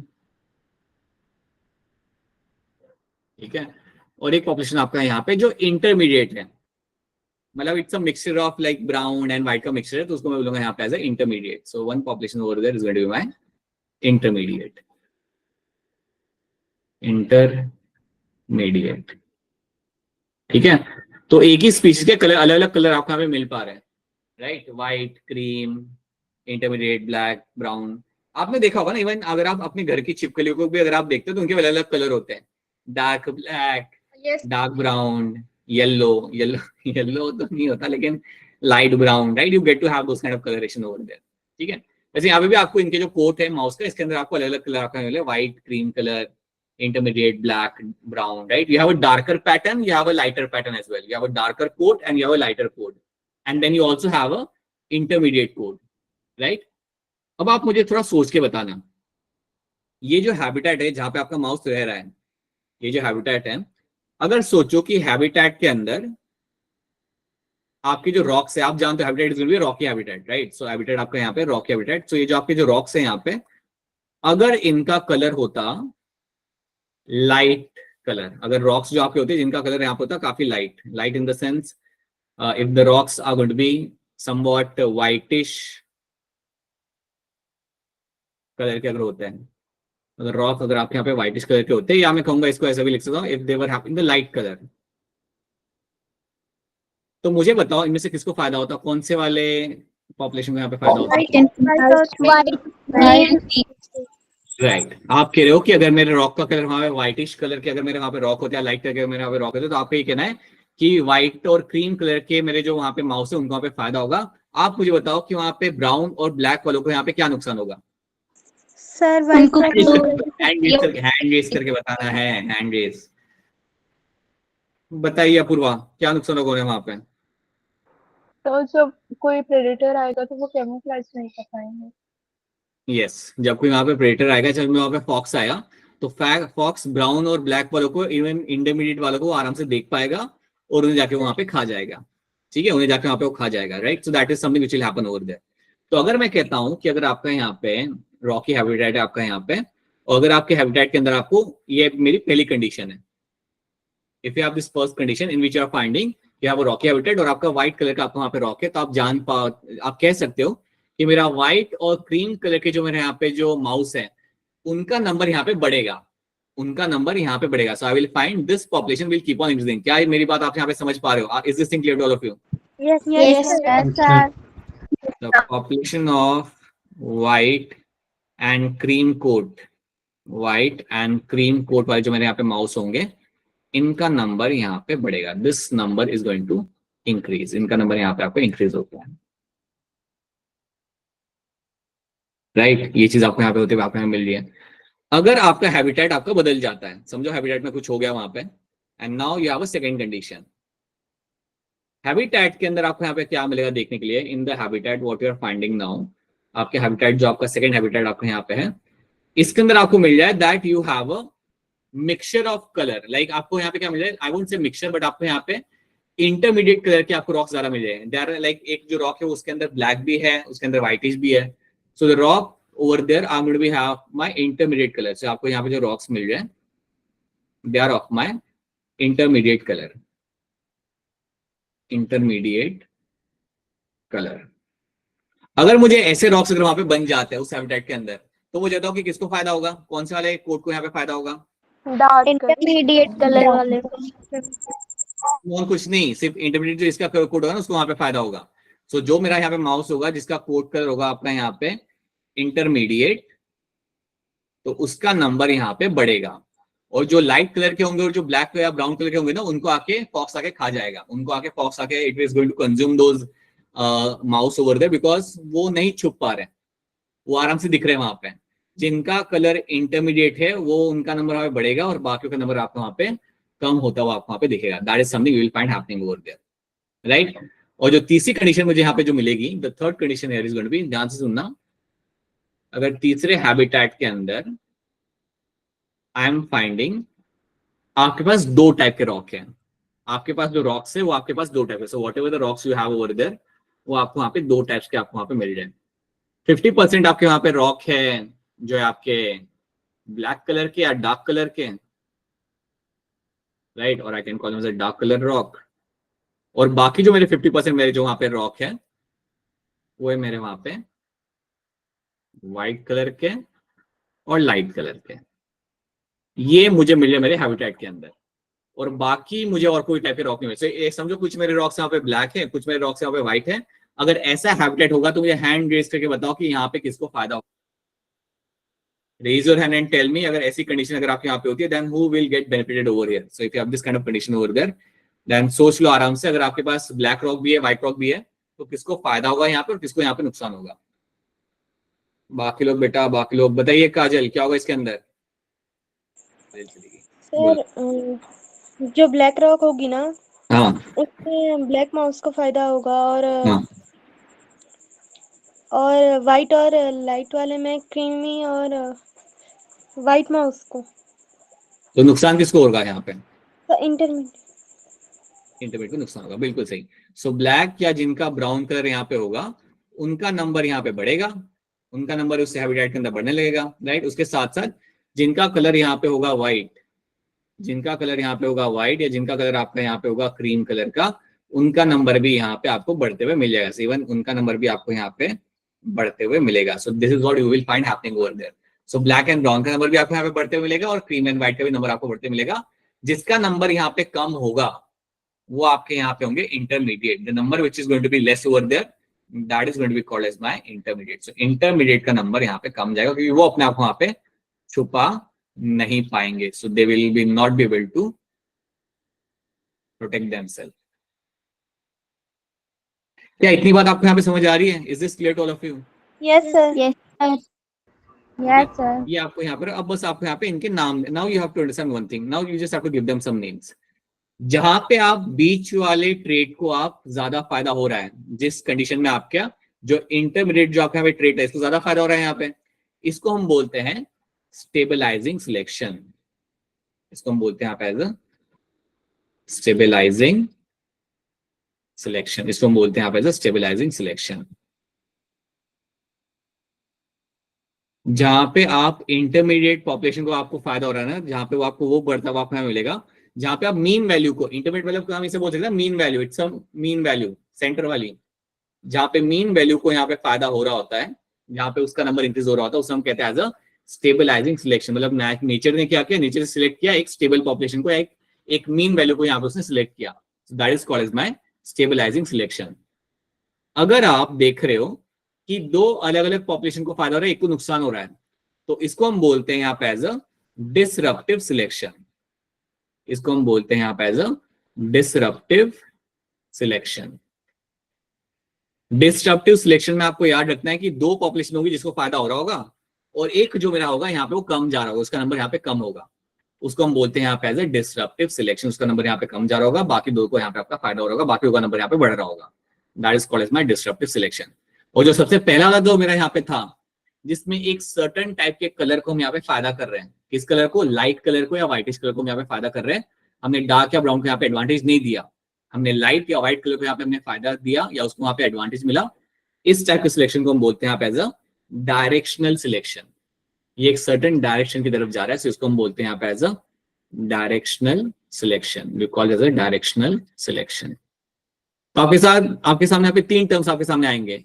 एक होगा डायरेक्शनल, एक होगा इंटरमीडिएट जहां पे आप मीन वैल्यू को आप सिलेक्ट कर रहे हो या बीच की जो वैल्यू है आप यहाँ पे सिलेक्ट कर रहे हो, और तीसरा जो आपका यहाँ पे होगा that is going to be your disruptive, जहां पे आप दो अलग अलग पॉपुलेशन को फायदा हो रहा होगा और बीच वाली पॉपुलेशन को यहाँ पे नुकसान हो रहा होगा.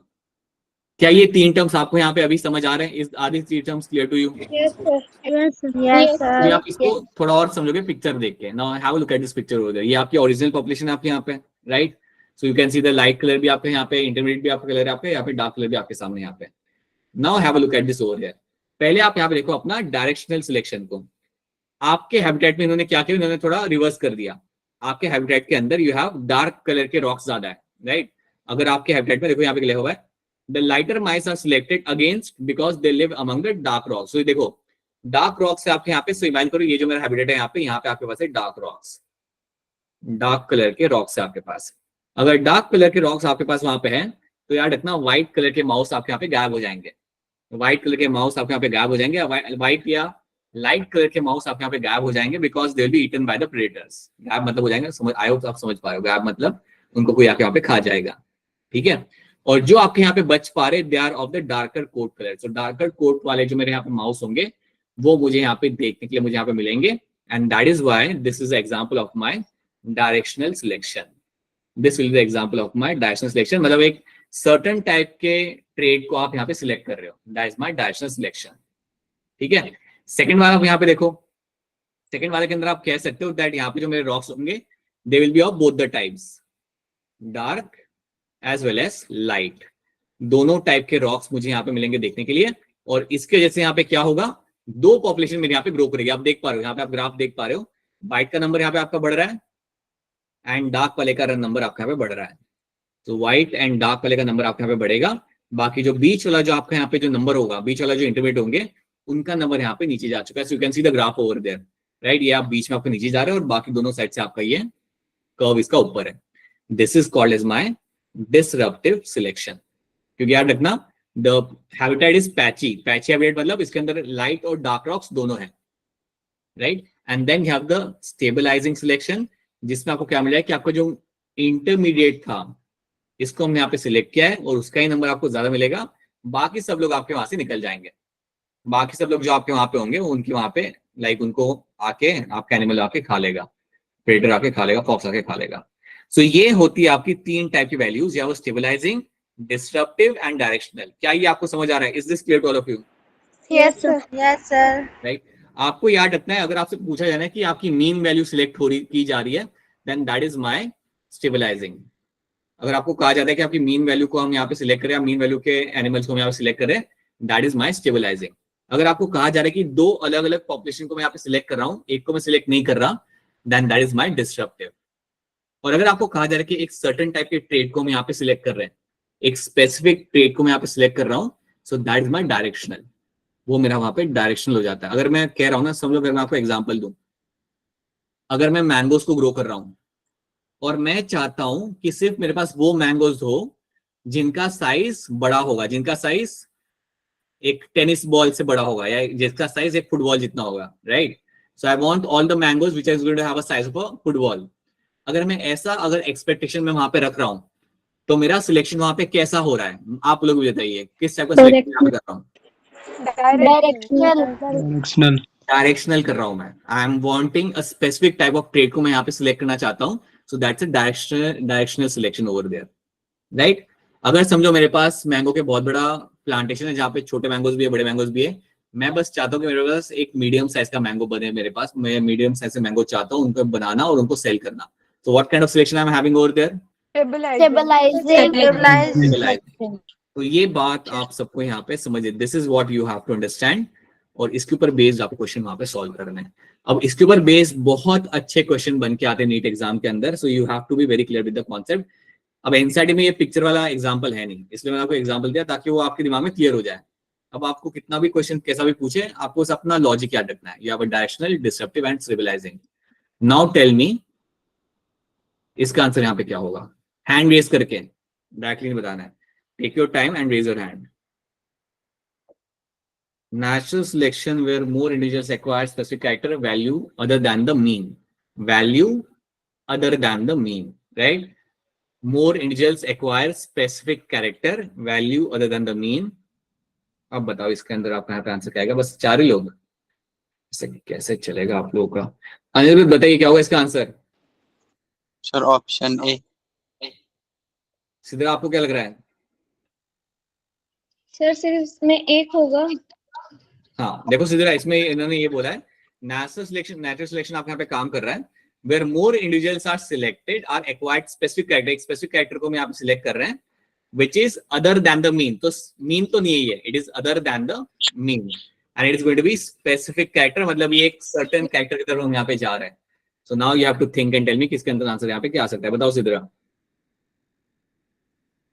Sir option D. अरे 1 2 3 4 बोले, एक तो ए बी और डी आपका पता नहीं क्या होता है, क्या होगा 1 2 3 4? 4।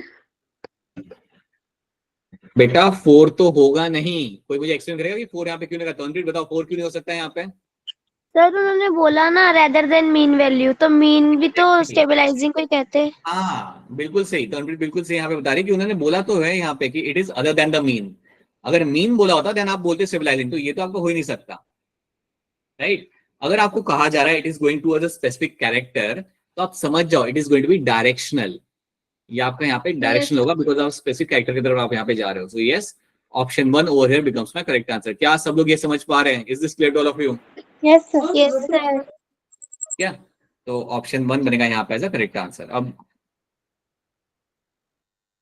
ये वाला करके बताओ, आराम से देखो क्वेश्चन को, take your time, take your 2 minutes 3 minutes. Question के साइज को देख के पैनिक मत हो, आराम से क्वेश्चन को देखो, आपको समझ आ जाएगा। It's a very simple kind of question है, सिंपल, बस आपको समझना है सवाल को। And then raise your hand.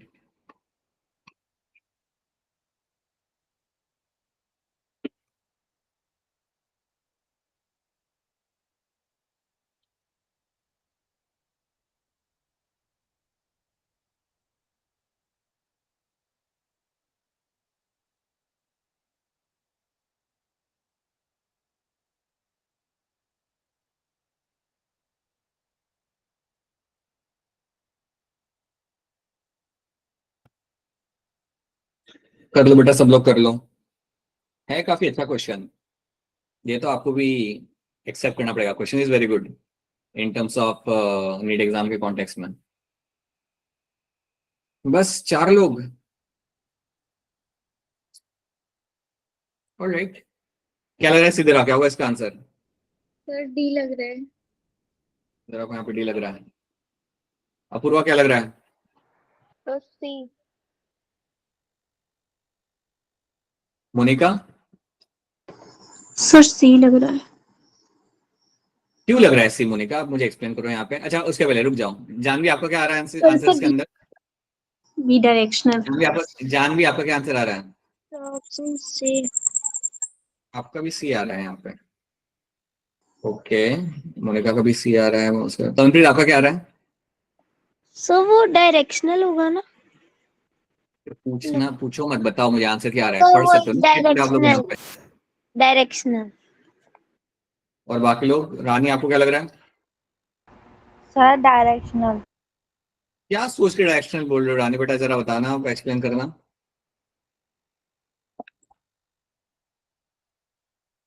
या सब लोग कह रहे तो हमने भी बोल दिया? ऐसा तो नहीं है?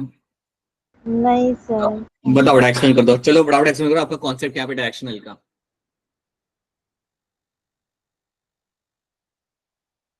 नहीं बताओगे? लाइक सर वैसे ही 10 बज चुके हैं सर। और लाइक ठीक है, अब मेरी बात सब लोग यहाँ पे सुनो ध्यान से। Now please try to understand what is happening in the question. In the species the weight of a newborn ranges from 2 से लेके 5 किलो जितना आपका यहाँ पे वेट रहता है। This is the general weight of the person, of the baby, right? 97% newborn with an average weight of 3 to 3.3 kg survive. आपको statement समझ आती है क्या? जो लिखा हुआ है वो आपको पढ़ के समझ आ रहा है? What is been happening over here? पहली लाइन ही है। सुनो मेरी बात ध्यान से, अब देखो यहाँ पे 97% न्यूबॉर्न जो आपके यहाँ पे होते हैं उनका एवरेज वेट ये रहता है आपका 3 से 3.3 kg. They are going to survive over there, right? ये आपके यहाँ पे सर्वाइव कर जाते हैं, right? Whereas 99% of the infants born with the weight of 2.5 to 2 or 4.5 to 5 are going to die. तो ये जो वेट के जो बेबीज जनरली होते हैं, चाहे वो कम हो चाहे वो ज्यादा हो, उनकी वहां पे हो जाएगी यहाँ पे death, right? Which type of selection is happening over there? कौन से टाइप का सिलेक्शन आपका यहाँ पे हो रहा है? आपको क्लियर कट आपको यहाँ पे दिख रहा है, क्लियर कट आपको यहाँ पे समझ आ रहा है दैट आपका जो मीन वैल्यू है आपका यहाँ पे, इसको हम यहाँ पे कर रहे हैं select. The mean value over here is getting selected over here. और अगर मेरे यहाँ पे मीन वैल्यू मेरे यहाँ पे सिलेक्ट हो रही है, आपको साफ वो लोग बता रहे हैं कि आपकी जो एक्सट्रीम वैल्यूज है ना आपकी यहाँ पे, कम वाली और ज्यादा वाली, इसके अंदर बेबी सर्वाइव नहीं करते हैं। आपके सर्वाइव वो कब करेंगे? When you have this kind of value over there. So आप क्लियरली समझ पा रहे हो कि यहाँ पे लोग मीन वैल्यू की यहाँ पे बात कर रहे हैं। अगर आपके वो लोग मीन वैल्यू की यहाँ पे बात कर रहे हैं, देन आप जानते हो कि आपका आंसर यहाँ पे क्या आएगा। That is always going to be stabilizing. This is something you will find happening. तो आप क्वेश्चन को यहाँ पे समझो and then you should do to answer. बड़ा ही आसान सवाल था, बस आपको क्वेश्चन को समझ, आपको बस ये जो पैराग्राफ लिखा हुआ है ना, ये आपको समझना था। अगर आप पैराग्राफ समझ जाते देन आपको आंसर करना आपके लिए यहाँ पे आसान हो जाता है। So that what you will find happening in this. चलो नेक्स्ट देखते हैं, इसका आंसर बताओ मुझे क्या होगा।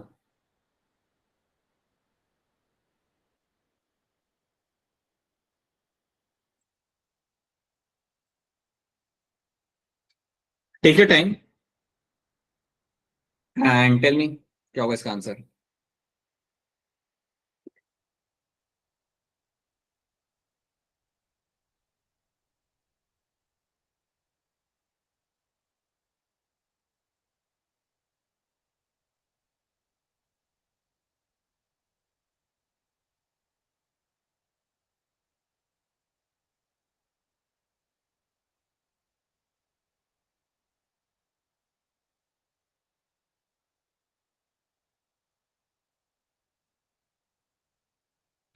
बताइए मोनिका क्या लग रहा है इसका आंसर? सर ऑप्शन ए लग रहा है directional.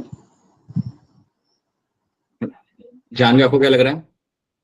Yes sir, option A लग राइट, ऑप्शन ए अगर आपको यहाँ पे लग रहा है, that is going to be a true statement. अगर आप एक स्पेसिफिकली, अगर आप एक पर्टिकुलर चाहते हो एक सर्टेन काइंड ऑफ यील्डिंग, अगर आप चाहते हो that you need to have a higher milk product वाली, हायर मिल्क यील्डिंग वाली अपने यहाँ पे काउस चाहिए, और trying to obtain the cows yielding higher milk output, ऐसे आपको कहते हो। आप स्पेसिफिकली आप एक स्पेसिफिक डायरेक्शन में आप यहाँ पे जा रहे हो, you need a cows which are going to have a very higher value of milk production. आप मीन यहाँ पे नहीं जाते, आपको एक इंटरमीडिएट अमाउंट ऑफ मिल्क वाली काउ नहीं चाहिए, आपको चाहिए जिसके अंदर एक high amount of milk production आप यहाँ पे हो। तो yes, that means I am going towards a specific direction, एक मैं स्पेसिफिक कैरेक्टर को यहाँ पे प्रेफर करूंगा, and this is example of my directional selection, जो सिर्फ 2 लोगों ने यहाँ पे हैंड रेज किया।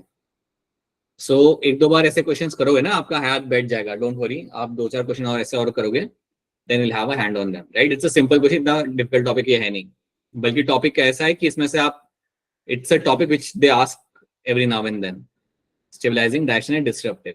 एक बार इसे आप देख जाओ, एक बार फिर just go through the topic once again and then try to solve more number of question like this, या जो क्वेश्चन हमने सॉल्व किया उसे एक बार आप क्वेश्चन को एक बार फिर सॉल्व कर लो, even that will work, even that will going to help you out to understand कि यहाँ पे क्या हो रहा है, ठीक है।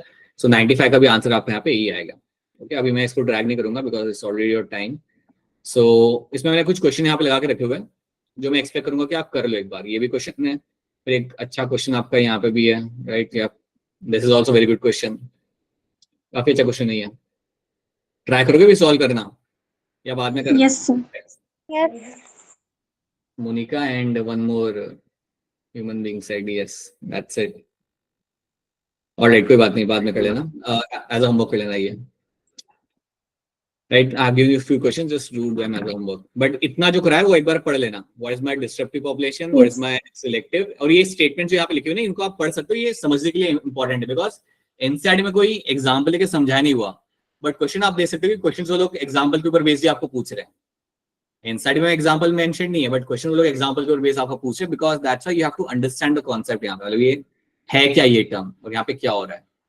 So I hope it's clear to you. Aniruddh, लड़कों को समझ आ रहा है? Aniruddh and all the boys over here, Om, Prakhar Yes, sir. And क्या नाम है उसका, Mahesh, right, how it's clear to all of you, ठीक है। इसको एक बार देख जाओ अपने एंड पे, और अगर चीज समझ नहीं आई है then you can ask your question, अगर कोई क्वेरी या डाउट है तो आप मुझे पूछ सकते हो। बाकी these are the things we have done in the class, and question solve करना चालू करो यहाँ से भी, start solving as many question as possible from this particular topic, ठीक है। Alright, just wait a minute. Now, if you have any kind of question, you can ask a question. अगर question नहीं है, then आपका lecture यहाँ पे खत्म होता है, and then yeah, you can leave. Do we have?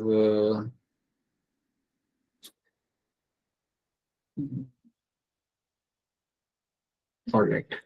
चलो, yeah.